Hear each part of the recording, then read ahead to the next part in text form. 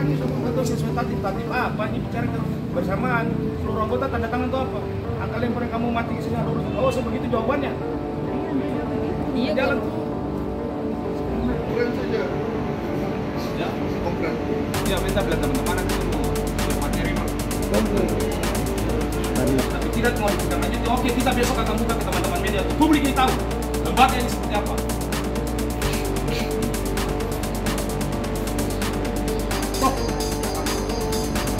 Sadap.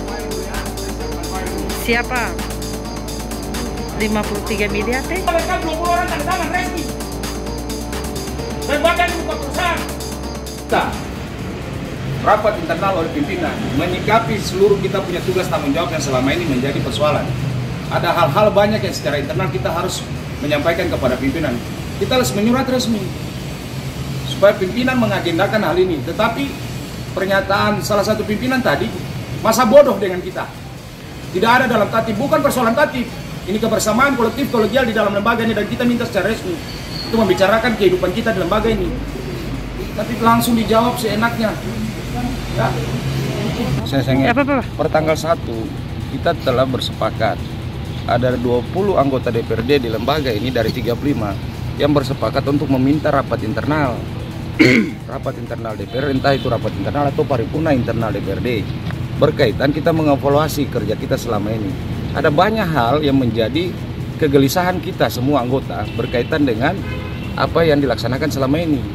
Olehnya kita masih memilih jalur persuasif untuk meminta pimpinan menjembatani hal ini. Tetapi sekembalinya pimpinan, kapan tanggal 1 itu kita 20 orang tanda tangan. Sekembalinya dari sana, kita baru mendapat jawaban tadi bahwa pimpinan hanya mengarahkan ketua-ketua fraksi untuk berapat dalam kaitan hal itu ataupun dalam hal kaitan lain. Ini kan coba menghindar daripada apa yang kami inginkan. Tadi saya sempat berdebat kusir dengan Pak Rustam Latopono selaku Wakil Ketua 2 berkaitan dengan apa yang kami layangkan.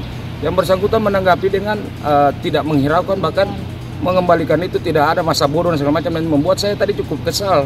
Sehingga saya berpikir hal ini harus disampaikan. Karena tidak ada jalan lain kalau kita masih berpikir secara baik. Kalau tidak ada jalannya kita buka aja apa yang menjadi persoalan kita di selama ini. Kita berharap masih berbicara secara etika, arif dan bijaksana dalam lingkup kekeluargaan kita. Hal mana yang perlu kita luruskan, hal mana yang harus kita hilangkan, dan hal mana yang harus kita jalani untuk kepemimpinan tugas tanggung jawab kita ke depan. Tetapi itu direspon seakan-akan kita mau okupasi pimpinan, kita mau menyerang pimpinan. Tidak. Dalam kaitan pelaksanaan tugas tanggung jawab ini merata dan juga adil secara bijaksana. Jangan apa yang selama ini kami nilai kurang bijaksana, kurang adil. Terima kasih sudah nonton. Jangan lupa like, subscribe, dan share ya.